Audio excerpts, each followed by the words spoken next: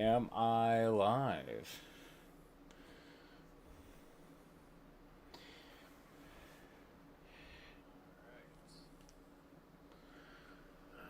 Where is... Am I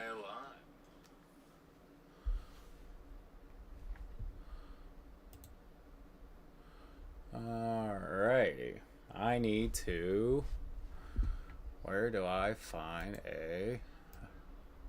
Oh crap. Oh crap. Uh-oh. That's not... Oh, what I do? That's not what... What in the world? There we are.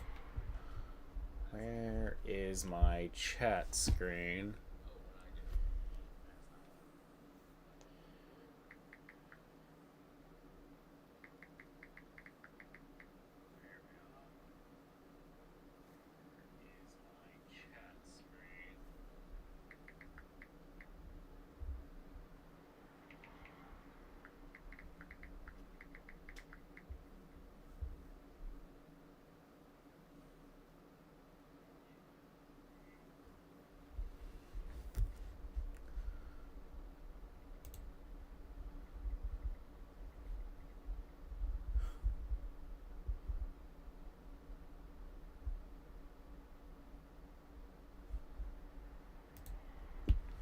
Oh, there we are. There's that.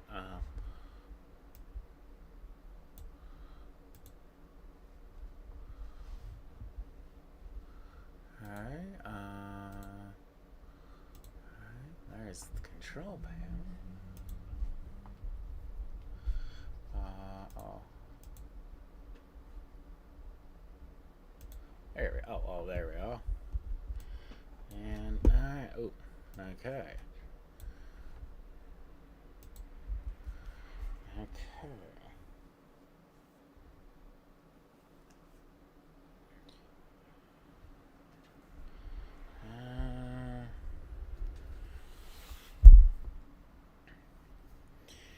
Alright. Live.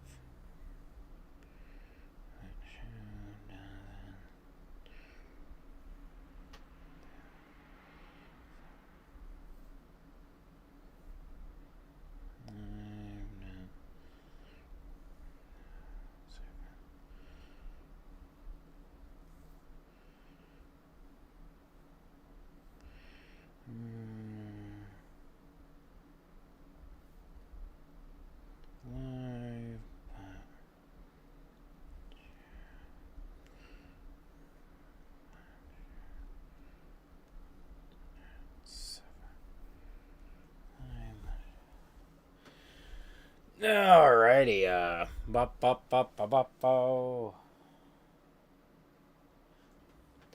Bop bop bop bop bop bop. Da da ba ba ba ba.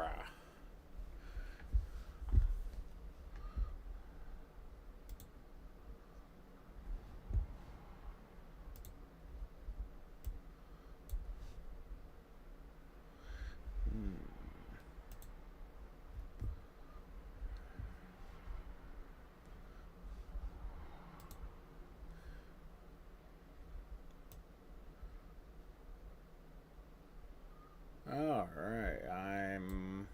Okay. Oy, oy.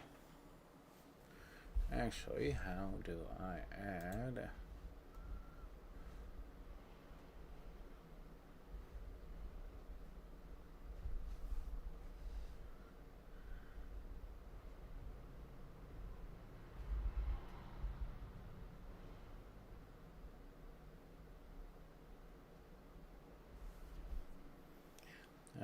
Ba ba ba.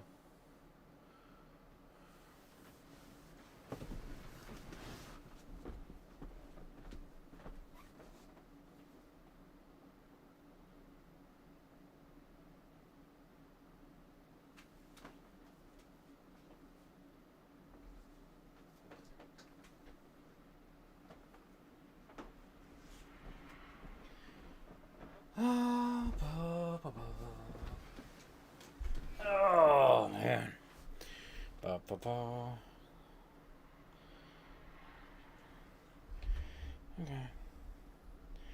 No rush.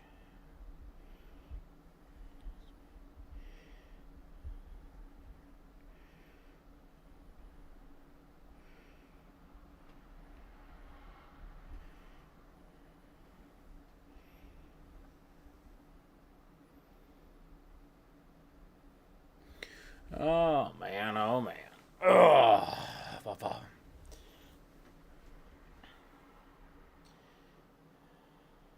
Alright.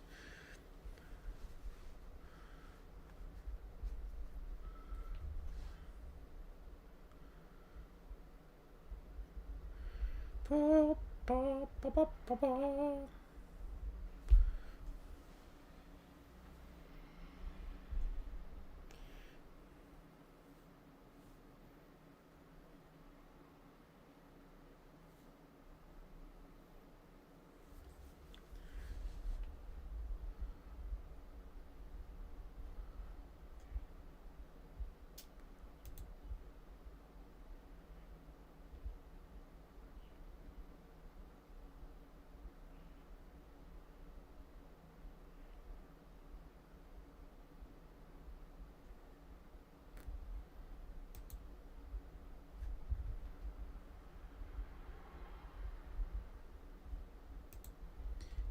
I won't add.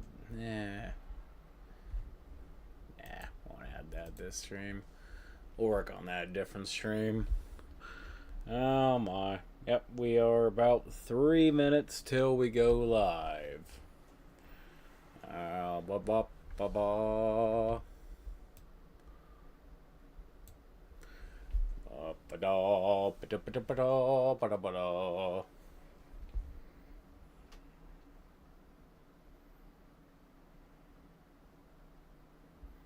Mm-hmm.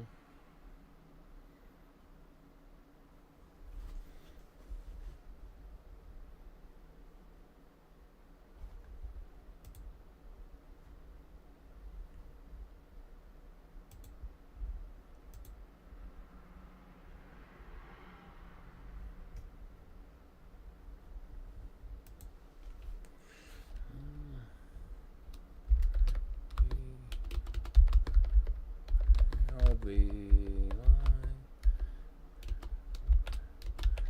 It's 7 p.m. Yeah, it's tea.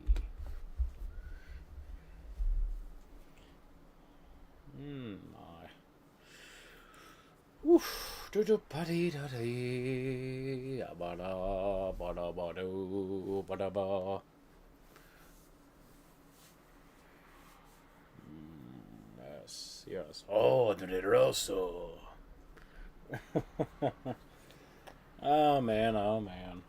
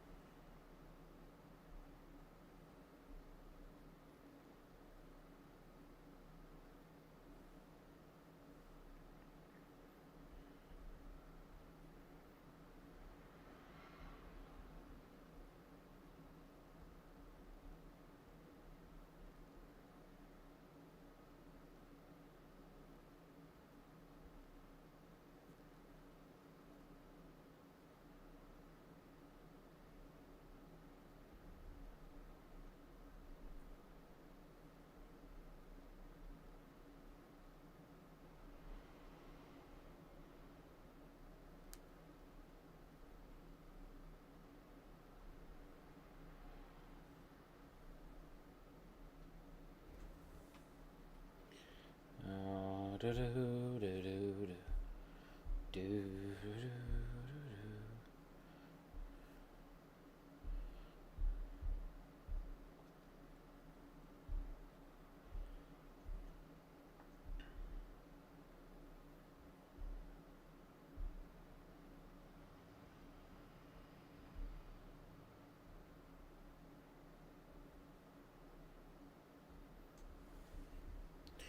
Oh, and we are live. Oh, and it is time, everybody. Hello and welcome, everybody. My name is the Geek Miss, and welcome to the Geek Pod Podcast number 2. I am the host, and my name is the Geek. And today we'll be talking several important topics, talking about various subjects that I find both interesting and kind of neat. So, first of all, let's talk into our normal standard. Basically, we'll be addressing the, sorry, I'm a little flustered. No, but we'll be talking about our standard stuff we usually get into, such as the our little Pokemon corner this week. Now, Pokemon Scarlet and Violet does not really have anything too interesting to really get into this week. Unfortunately, in my own personal opinion, they're not really bringing too much to the menu this time around. It's a very, it's a repeat event, basically. You got Mega Asyluments going back into the raid this weekend, along with having the Blissey events that they always have in the second weekend of these Mightiest Marks to get Terra Shards. At this point, those Terra Shard raids are very lackluster and are not very impressive. Just being 100% honest at this point. Personally, I would like to see them do something else. Maybe have something that gets you more TMs that are kind of harder to get or something, but what are you going to do? Then Pokemon TCG Pocket did announce we're getting another brand new set for the application. They are giving us a Lola this time around, prominently showing off Solgaleo and Lunala as the new Pokemon poster children. And it comes to ask an important question. Is Pokemon TCG Pocket releasing content too quickly with each other? And that's an important question to ask, because in my own personal opinion, they kind of are. We've had 6 sets since this game has come out, and it came out in October. It very much feels like they're just dropping content really quick. And I get it, that's still within the first year of this game's life, and they want to try to get as many people in there and keeping them engaged as possible. And of course, microtransactions don't hurt. Pokemon Company games on mobile devices really do like your money. Speaking of money-grubby companies, Pokemon Go's event that I talked about last week, debuting Appleton, has debuted, and it's just as bad as I thought it would be. Applin and all his evolutions are in the game now, but it's very misleading how this works. Pokemon Go Scopely and Niantic developers really did make it sound like this product was going to be incredibly simple for you and me to get Applins. For those who don't know, Pokemon Go's newest event has wild apples showing up on the game's map.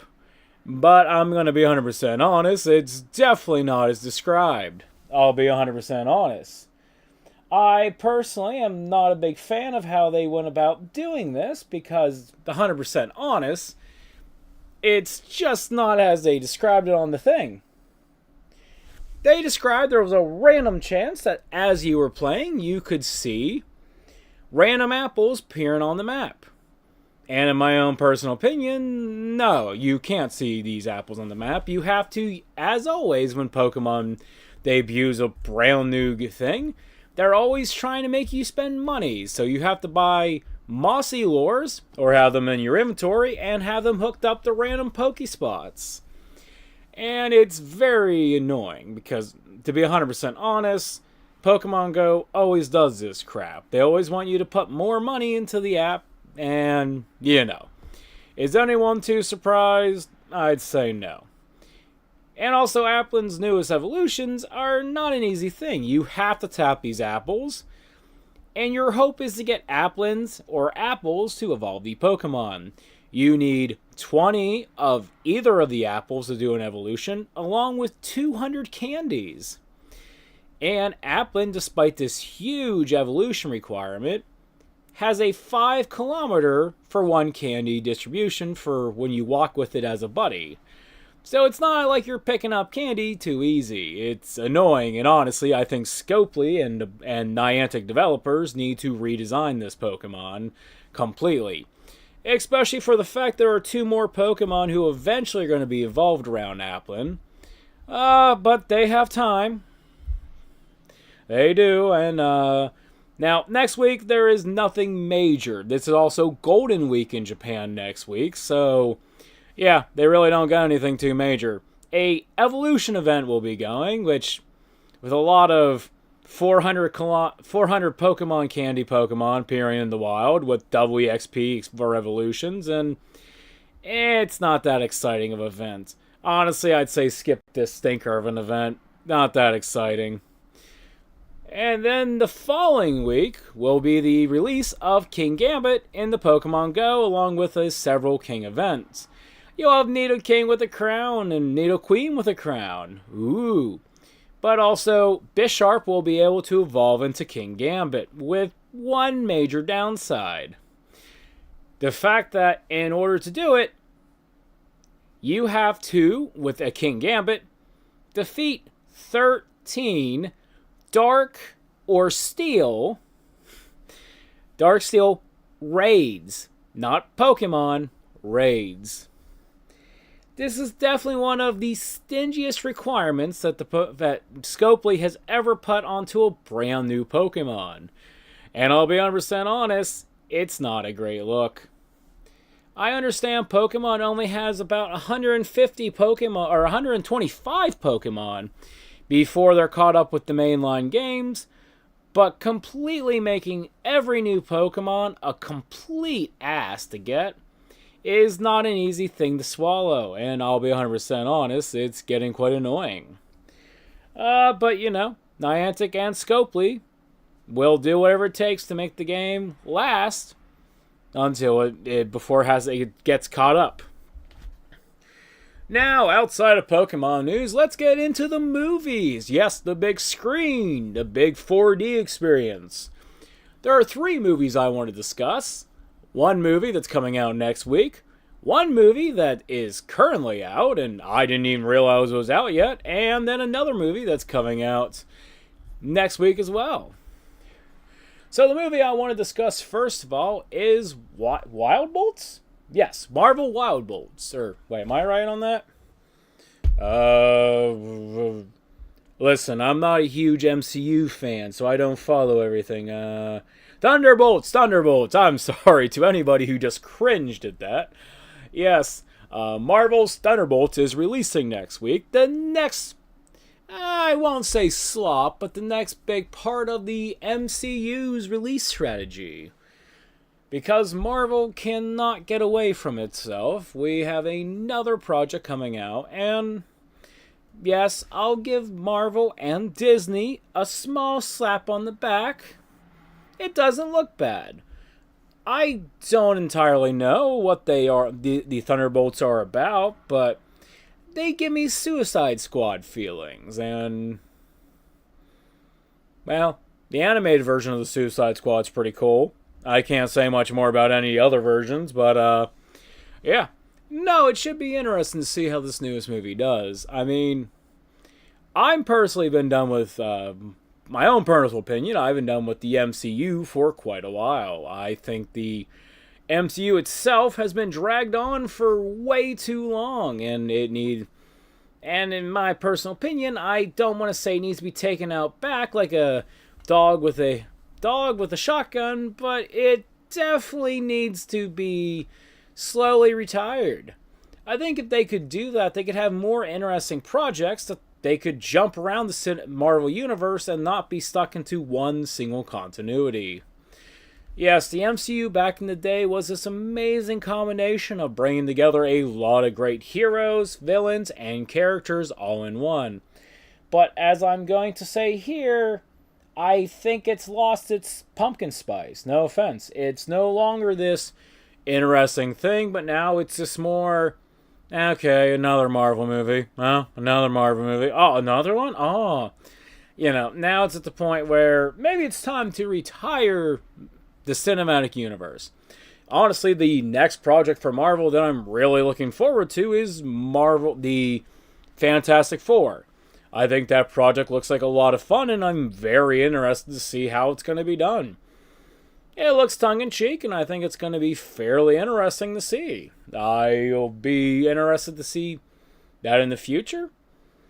I also have a lot of hope that we're going to see our boy Deadpool show up some point within the cinematic universe. You know what? He's part of the universe. Why not have him out there doing stuff, But, what are you going to do? Marvel and Disney Incorporated is going to do what they do. I mean, they are the company who greenlit Snow White, but what are you going to do? Poor decision making is a poor decision making. But outside of that, I guess it's time to talk about the second movie I want to talk about. And a movie that, to be 100% honest, I didn't even realize was out. Until Dawn, the movie, is in theaters, and God, I didn't even know it was in theaters yet.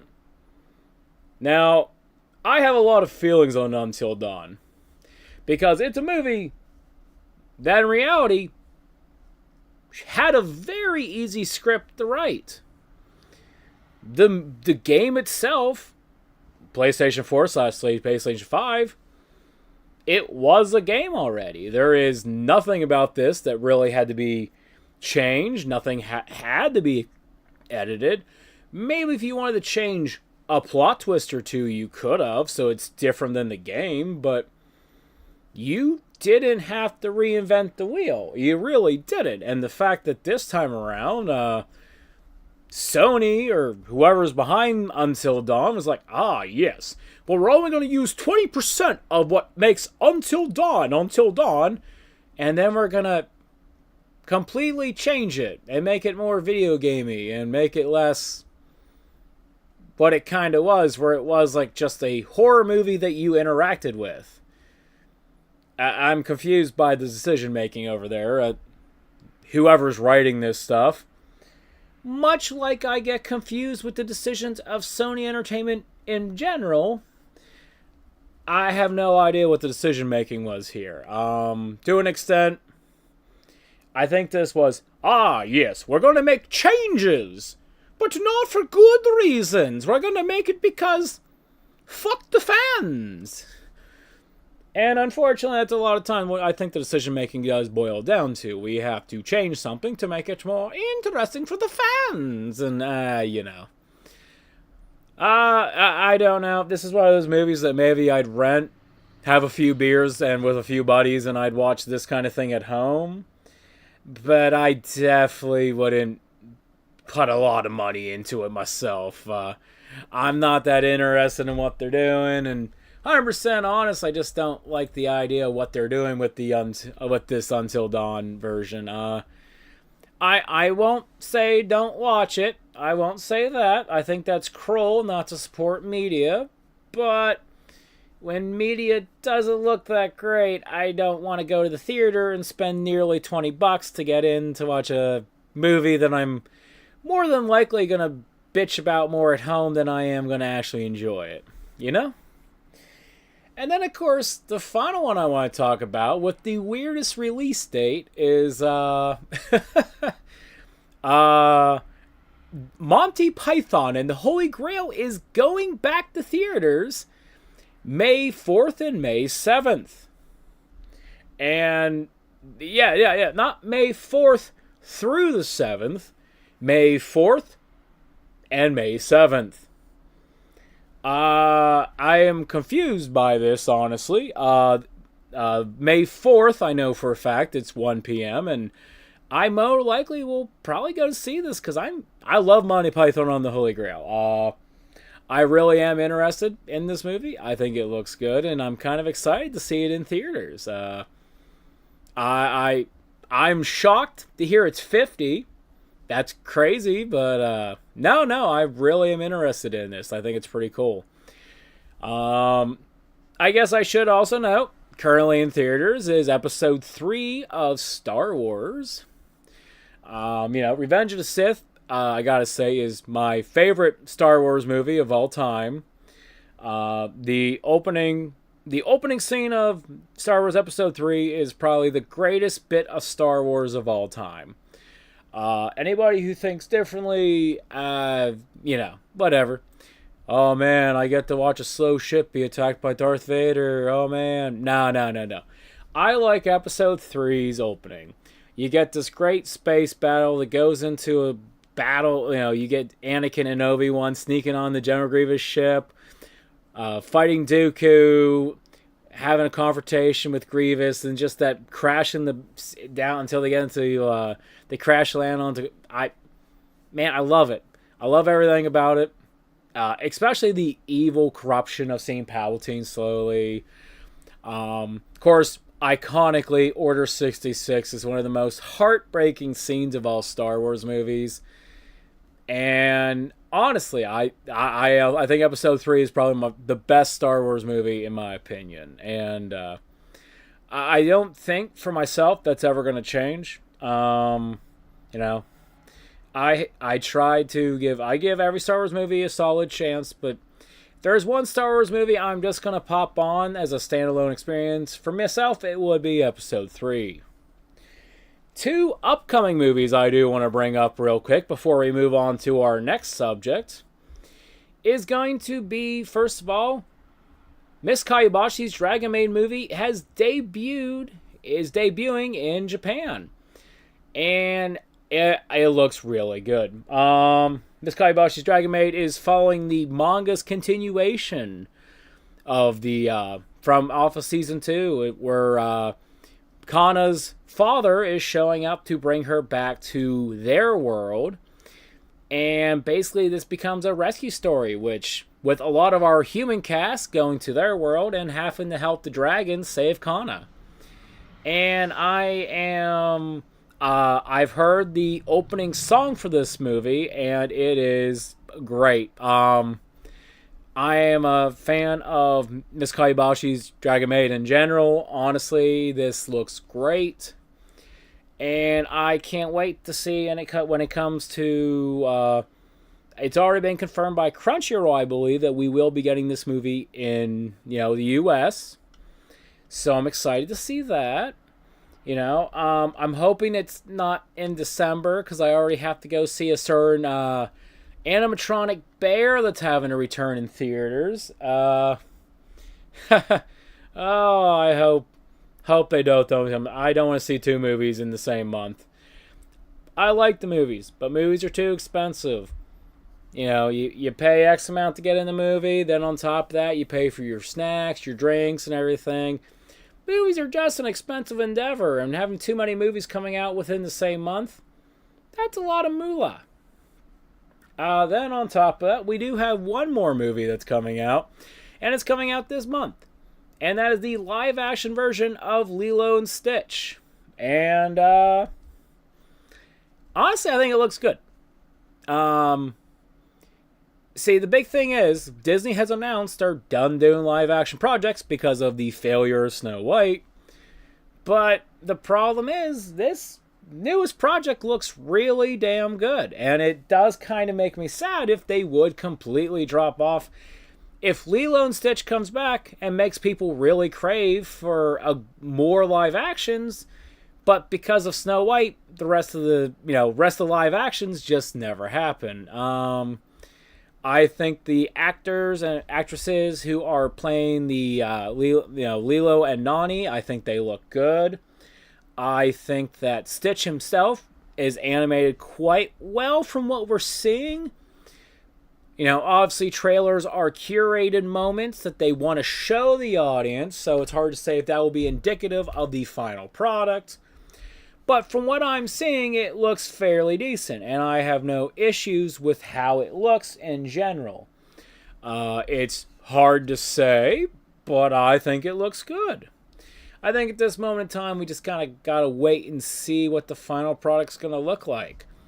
And that's coming out the day after my birthday, so that should be pretty exciting. I get a chance to maybe try to convince someone to take me to go see the movie. That'd be neat.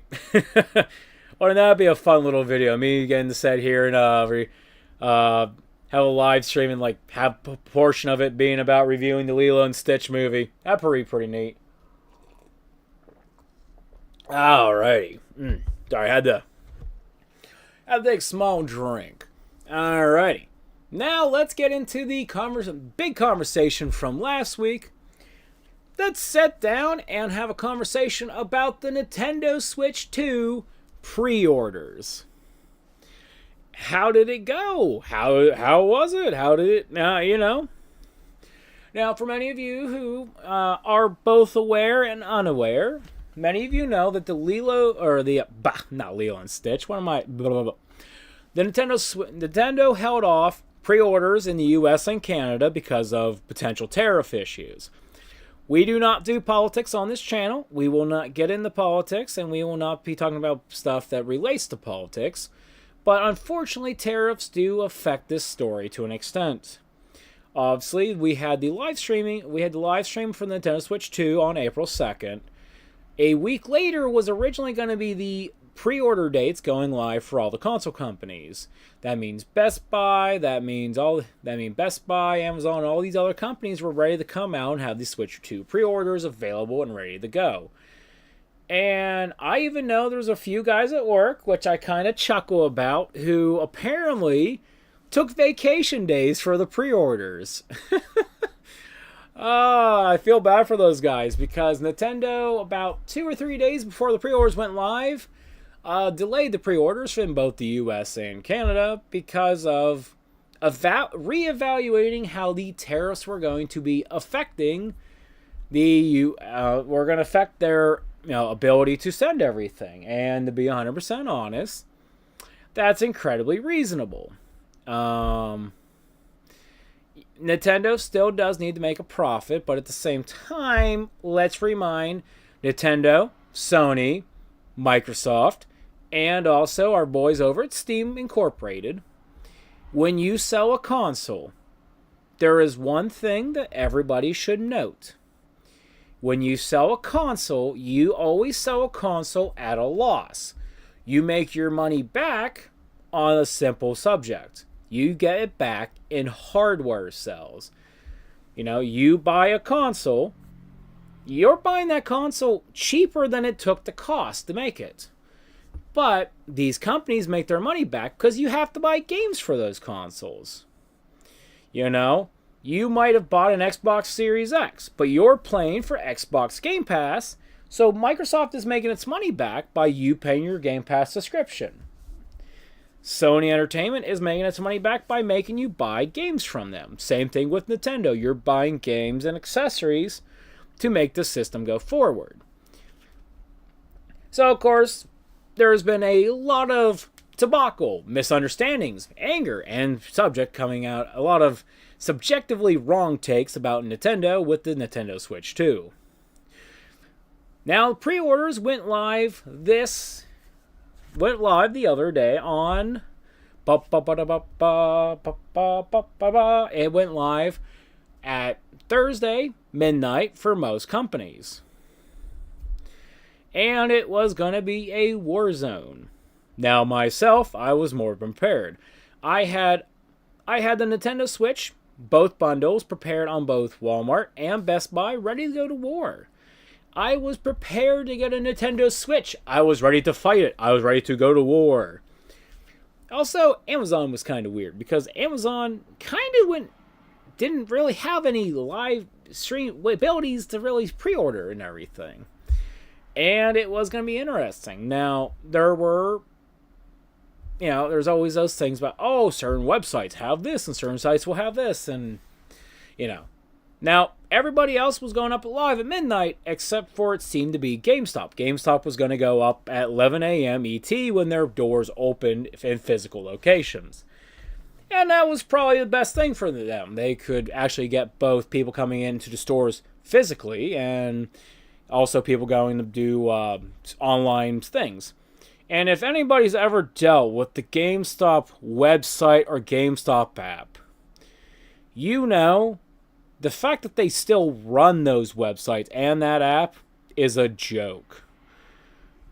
GameStop is the biggest clown when it comes to their own professional websites. And GameStop Incorporated, you know I'm right. You are the worst company when it comes to trying to do anything on a website. And it makes me laugh that you guys have stayed in business as long as you have. But no. So I and many other people went to war. We went to war, and it definitely was interesting.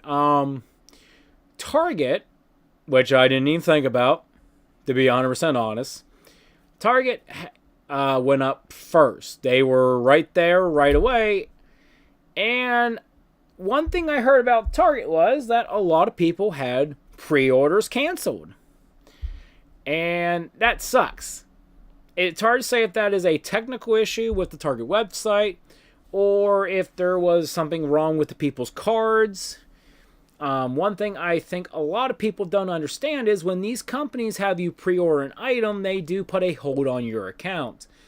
And I can imagine if they go to charge someone's cards and they don't have the money there for the hold, maybe that's what caused the issues. I don't want to speculate about people who got their orders canceled, what their financial situation was.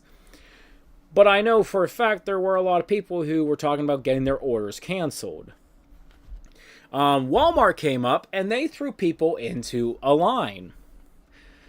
And I think this was an interesting approach. Basically, by time wherever you got onto Walmart's website for the Switch 2 was when they threw you into this digital queue. And I got mine fairly quickly. I was probably in the line at, I'd say, about 11:57, 11:58. Because they brought it up a little early. And then my Switch 2 pre-order came at... My Switch 2 pre-order, I think, was popped up at 12:08, and I got through. I know, though, I've heard reports that there were some people who waited in line for over an hour and a half with Walmart. And I heard there was just some people who had authentication issues, and they did not get a Switch at all. I've heard a lot of people who basically... They got in that line, and it was a soft lock, and they basically were unable to... They had to refresh the thing for the Walmart website, but if they did that, then they unfortunately lost their place in line, and they were thrown now in the back of the line. And also... and that's terrible. I think that is a problem. I do think that it's hard to say what caused those issues. It's hard to say if just that is a Walmart issue or what it is. Then you had Best Buy, who I don't know what happened with Best Buy, but Best Buy seemed to have been about 30 minutes late to the party, and they had also the line system, and it's hard to say if that line system was successful for them or not. To be 100% honest, I think that's interesting that they even had a lot of these companies had that thought of doing the line thing. I think that's a pretty neat thing. And I think it is interesting to see that these companies, they did seem to have a hard one per customer thing. I remember back when the Switch 1 was up in pre-order for Walmart, I went to a physical store location, and while I got a single console, I know there were a lot of people who just were like, hey, can I get 10 consoles? And they were allowed to do that. I remember when the midnight launch for those consoles went live, I was there for my Switch, and I know I was getting a singular console, and there was a couple behind me who both bought 5 each for scalping purposes, and they were pieces of shit. I think at this point and time, we should say one simple fact. Scalpers are the fucking worst and can suck the fattest of Nintendo gongs. They ruined the Xbox Series X launch pre-orders. They ruined the PlayStation 5 pre-order process. They've ruined every single time there's been a new console thing come out. They've ruined it. Scalper bots are the worst. And it's even great hearing these companies coming out and proclaiming that they are deleting scalper pre-orders. I think that's fantastic to hear. And it's in vain hope that maybe more actual customers will get a Switch 2 who want a Switch 2, who unfortunately lost during the original time. There are a few companies who did pop up with Switch pre-orders, which kind of shocked me too. Boskov, of all places. Boskov sells consoles. I did not know that. That is going to have to be in my new... when I think about buying a game from somewhere. Now, for anyone wondering, did I just get the console? Did I get other stuff? I got the standalone edition. I was not interested on buying... I'm not a Mario Kart fan, so buying a Mario Kart's not a big issue for me. I don't have to worry about, oh no, spending $80. Oh no. No, I don't have to worry about that. I have two Switch controllers, Switch 1 Pro controllers, which apparently will work with the original this new Switch, so I'm not too worried about not having a Pro controller with a big C on there that's going to charge me extra money. Sorry, Nintendo. I don't need an $84 new Pro controller for when I have two Pro controllers currently. But, you know, I value I do value the fact that they want to do that. You know, it's their prerogative.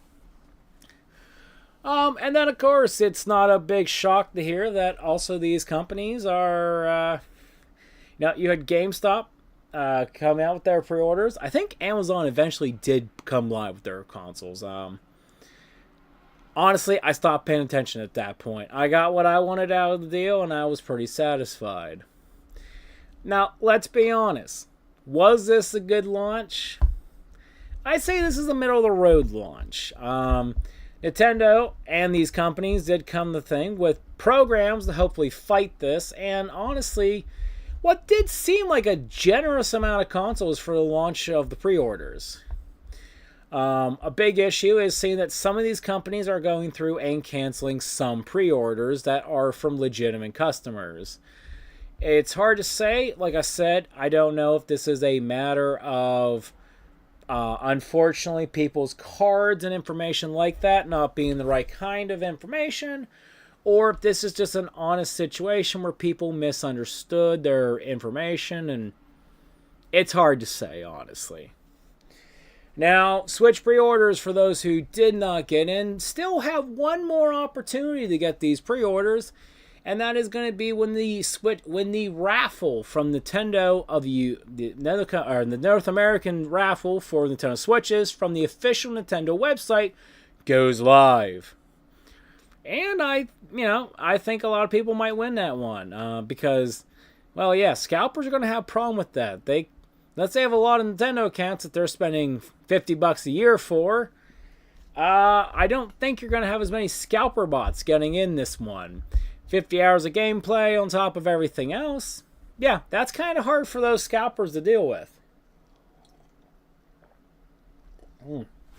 Now, the 13th is also another interesting date because Nintendo will be putting out for the GameCube controller for Switch Online for 2. And I'm definitely interested in getting this. That's probably the thing I am the most excited for right now about the Nintendo Switch 2. I'm extremely excited for seeing what the Switch 2 does with the GameCube game releases. Wind Waker being there at launch is a huge and exciting thing for myself personally. I'm really happy to see that coming out. On top of the fact that eventually Luigi's Mansion 1, along with the two Pokemon GameCube games going on there, is going to be extremely exciting. Now, will those two Pokemon games connect the Pokemon home? I can't comment on that. It's kind of hard to say. It's kind of like rolling the dice. Do you think Nintendo's going to go that extra step, or do you think Nintendo's going to go meh? I really would like to think Nintendo's going to go a little bit of extra step and everything to get these going. But honestly, it's hard to say. I personally don't see them doing it. I think it would actually cause an issue with completion rates, especially with Pokemon XD Gale Darkness. But, I guess that is a matter of wait and see what Nintendo does on that. My last thing to say is that June 5th, I will be doing a... June 5th is when the consoles launch. So the next Geek Pod podcast that I do will have a video of me actually looking at the Switch and giving my own first-hand reviews. With that one, I will be able to talk about the unboxing, my thoughts on the console, the GameCube controls with a Pro controller, and talk about my own personal opinions on how the Breath of the Wild and Tears of the Kingdom benefit from having more power behind them. If the Scarlet and Violet updates for the Switch 2 are available, I'll also cover those. But for right now, it's a wait and see. Alright, now that we got past Nintendo, it's time to talk about the Genshin 5.6 update. That's a pretty massive thing that's coming up, and it's got a lot of exciting things coming forward. 2 massive stories, and I think it looks pretty good. Now, the major thing that I think is going to affect the overall story of Genshin is going to be the Archon Interlude. Yeah, Archon Interlude chapter, and we're returning to Mondstadt. Oh my god. And in reality, it has been quite a while since, outside of a temporary event, since we've been back to Mondstadt for an actual event. And for an actual storyline, actually. Now, first of all, Albedo is he's being basically said he did a murder. And one thing that we know a long time ago, Albedo says he's going to eventually have to have us stop him. Well, this is probably the very event they were talking about. We're going to have to go in and eventually rather stop, kill, or find a way to save Albedo. And it's going to be interesting. One thing that's also interesting is the fact that Venti is contacting Alice. For those who are not aware, Alice is one of the most important characters of all of Genshin Impact who we've never seen. We've only heard her. And she's also Klee's mother. And Venti, the Archon, needing to get a hold of her is a significant note. Venti is a huge character. I mean, and all the Archons are huge characters, but the fact that he, of all people, needs to get a hold of Alice says something pretty... well, mind you also, all of Mondstadt is being invaded. When Kaya and Diluc are working together to save the city, you know something pretty major is going on. And it's going to be interesting to see. One thing, though, that I think's going to complete, and also we finally are going to hear from the Grand Master. You know, for those who remember that this entire time, Jean is the acting Grand Master. The real Grand Master, we finally hear her voice. But he's not coming back yet. Genshin, I have a question. By the time the game ends, are we going to meet the man? Please?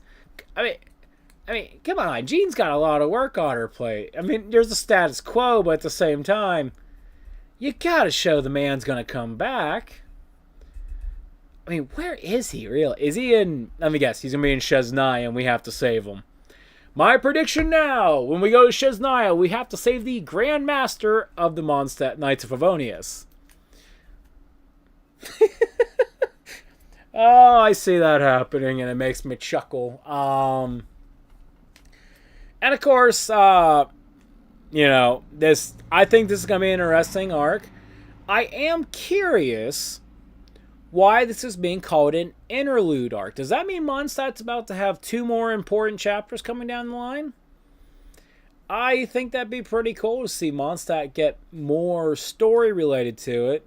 Because Mondstadt is really, the shortest and less, and it had the quickest and shortest story, mostly because it was meant to be the prologue to the story. So it would be interesting to see Mondstadt grown a little bit more before we have to go and run off to fight the Fatui in Shiznaya. But that's about one thing that we know confirmed because of their voice actress. Venti will not be voiced in the 5.6 patch. And I think this whole voice acting debacle is getting completely out of hand. As always, the situation around the Genshin voice actor strike has done nothing but really damage the English-speaking version of the game. Well, of course, Karina will come back despite yelling at everybody. Karina will be there voice acting Paimon, even though she's so against Jacob Takanashi. But, I'm not getting into that situation on this stream. But the fact that we still are dealing with these voice actors striking, trying to... Well, no. Let's clarify. It's not a strike. This is a refusal to work. And I am, as a person who plays these games, I'm incredibly frustrated with this situation. And the fact is, Hoyoverse is too. 3 prominent voice actors from Zenless Zone Zero have been replaced. And it's very obvious that Hoyoverse is done with this. They are done with this voice actor strike, and hell, yeah, I agree with them. This is incredibly annoying, and I think it's time to rip the Band-Aid off. If you're not willing to come to work and do your damn job, guess what? You don't have a job. Guess what? I work a 9-to-5 job. If I don't come to work, I have a refusal to work because I want my company to do something and they're not going to. Guess what? They'll replace me. Oh my, what a strange condition. No, I never would believe that'd be a thing. Yeah, do your jobs. But on a brighter note, Jacob Takanashi gets to come back. Our friend Kanisha's going to be there. And he's going to have his own side quests in Fontaine. Natlan characters in Fontaine. I love the idea. Yes, there's going to be apparently an amusement park by our girl Nadia. Building an amusement park. And we have a new character who's a chef. Pretty interesting. Also, for some strange reason, we have an Inazuma rerun banner on the second half, with Venti and the Raiden Shogun rerunning again. I'm confused by that. There's no signs of why these two should be the rerun banners, but okay. I mean, they're already on my team, but I'm not going to pull for them, but I might go for the chef. Seems pretty new passive skill that automatically cooks dishes, which is kind of neat. I like it. But no, as I said, it does seem like the Fontaine voice actors might have most of their voice acting cast in the game, which, hell yeah. I think it's important to have most of these voice actors in the game doing their jobs, but Yu-Gi-Oh! Also debuted its brand new, next subject.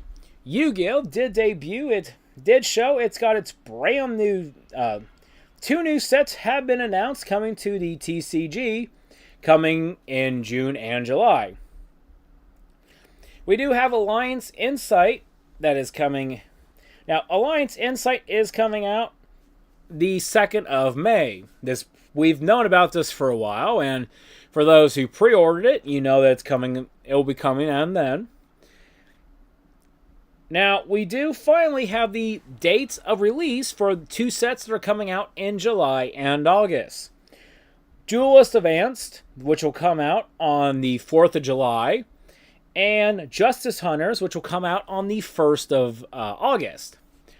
Duelist Advanced is a pretty interesting set because it's bringing out a few pieces that people are starting to call the beginning of a new archetype that should be pretty interesting.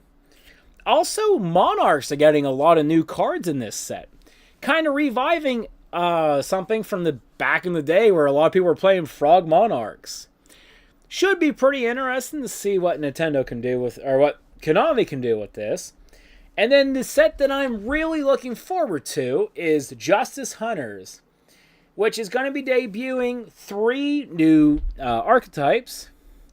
The Canine archetype is a set that I'm incredibly looking forward to playing. I think it looks very interesting. I'm kind of interested to see what this will do once it's actually out in the TCG and eventually out of the Master Duel. And then, of course, the set that I want to play to be a meme lord is the Yummy archetype. A hilarious set of cards that are cat dessert combo pieces that are synchros, or like level 2 synchros. I am incredibly meme lord. I'm kind of excited to see what they do with this. I think it's a really fun thing for them to do. I think it's going to be a really interesting set coming out in the future. I am just curious what it will look like once it's fully out and available for people to play with. Mind you, that is not until August, and until then, we're stuck in, well, whatever the major decks will come out at that time. I know Odeon's on the uprise. I know a lot of people are still doing, there's a lot of stuff coming out that eventually is going to make Primate more powerful, along with Blue Eyes. And Dragon Lords, I know, are about to get some retouches with this new Alliance box that's coming out. So it's going to be interesting just to see what future Yu-Gi-Oh! Sets will do for the overall game. I know I'm interested about getting a few Star Raziels and a few Malice cards. But for now, let's move on to the final discussion point I want to talk about today. VTuber agencies. Now, since my discussion about Gora last week, I was going down a bit of a rabbit hole. And I have some questions that I don't think can be answered easily.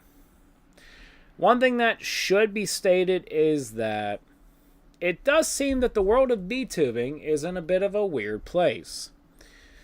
Now, VTuber agencies are meant to do 3 major things.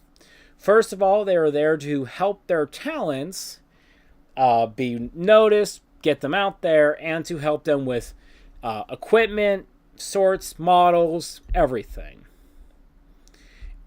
2, they're supposed to be there to help them on the YouTube and Twitch side, helping them get past stuff like copyright issues and everything else there.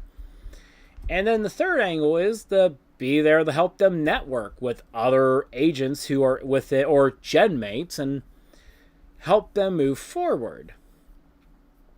But as you hear more and more, a lot of people are, becoming very uninfranchised with the concept of VTuber agencies. Nichi Sami has had a huge controversy and has been slowly melting down as a company the last few years, coming out with a scathing lots of stuff related. Now, obviously, the Doki Bird situation completely blew that company out from the bottom of its feet, and it's been tumbling more and more. And ever since Hololive's gone public, It seems that company on its own end has also been dealing with its own level of controversies. And obviously, with a lot of talents leaving the company, well, the question is this: what's changed? Why are these major companies losing it all?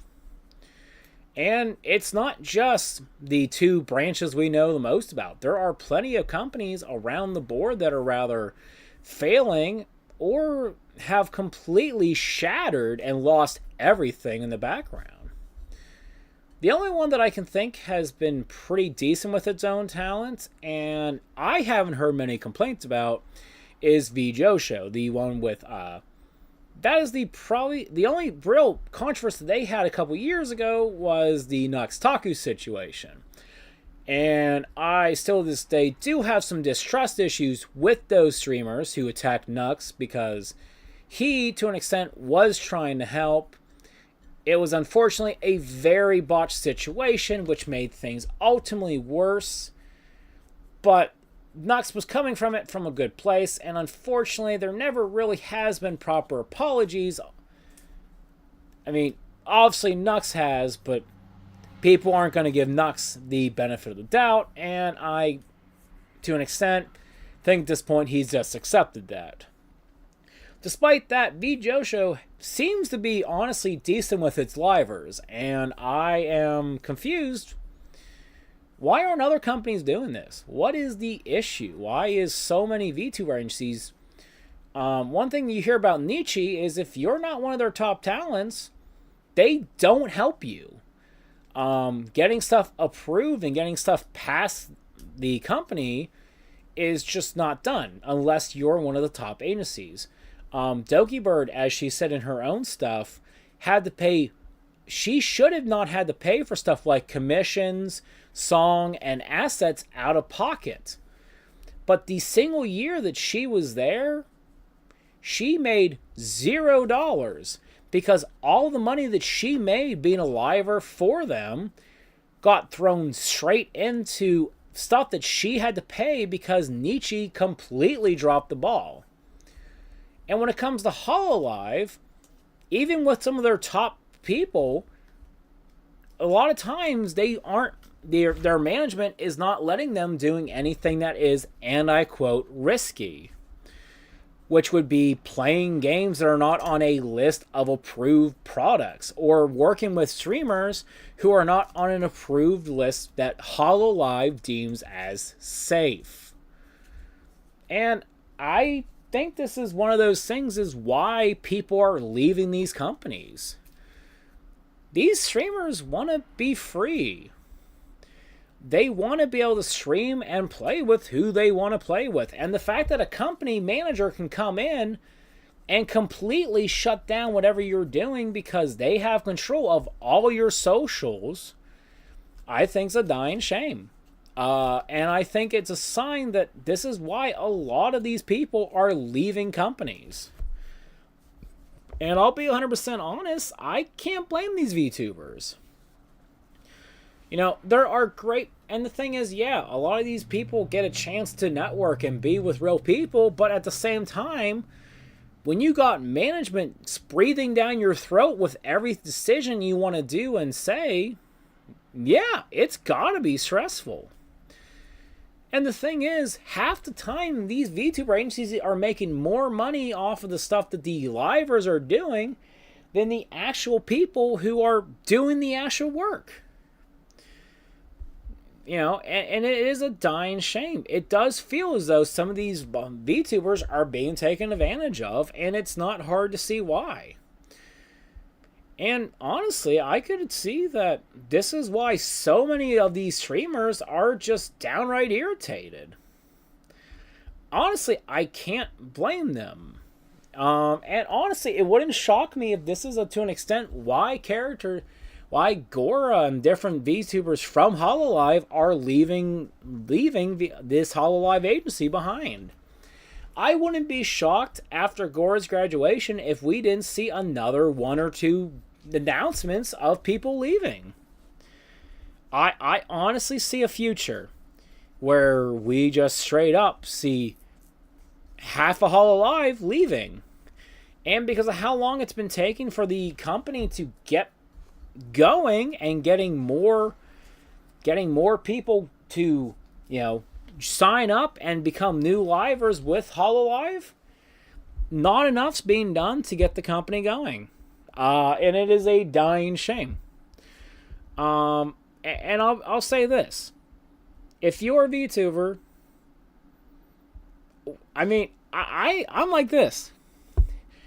I don't know if I'd take on any contracts if I was offered a live streaming opportunity. I don't know if I see a benefit in it. It kind of looks bad in my opinion. Why would you want to become a liver when they're just going to take advantage of you? I don't know. I can't get behind it. I do think there's some bad optics to it. And I do see how some of these VTubers feel like they're probably being taken advantage of. Stream. They probably have to be said. They have to stream so probably much every month. They probably have to play the games that are only approved by management. They can only stream with people who are only approved by them. When it comes to Hololive, if the company tells you, hey, Monday, it's Sunday. Hey, Monday, we need you to be on a plane and fly to Japan. They can't say no. It's in their contract. They have to go. It's do or die. It's not, hey, go when you're comfortable. No, it's, we need you in Japan to practice a dance routine for a live stream where we're going to just have you behind a model anyway. So it's just like, it's frustrating because I feel bad for these corporate VTubers because they are locked into these contracts. They are probably horrified on their end because they know that if they break contract, if it comes out they got a boyfriend or a girlfriend, or if it comes out they are someone who, or if they say something that goes against the agency, they play a game that's not against, or if they commission a song that management hasn't approved, they can shut you down and make you disappear. And it's a dying shame. It really is. And it wouldn't shock me if this is why multiple VTuber agencies are just left and right losing talents, or themselves just fully crashing down. I'm not saying Hololive and Ichi is not going to still survive for several years, but it wouldn't shock me if down the line you see a time where these companies go in, have lost most of their talents. And I'm like this. If Gora shows up in her original model or as a new channel, I'd say go support her. When, Dokibird was terminated and from Celine, I have followed her on all her socials because I support Dokibird. And I would say that's the same thing. If these different VTuber agencies, if you like a media person and they do come back as a different character, I'd say support them if you can. It shows them that you didn't care about that character. You cared about the person who's behind the camera. And I think that's more important to most of these streamers. They are not, they aren't an anime character. They're not they're not some character who you can put on makeup and it's, whatever. Ye are a character, and that's all that really matters. They are a person behind the camera. But on that note, guys, I want to thank you guys so much for joining me on this great video.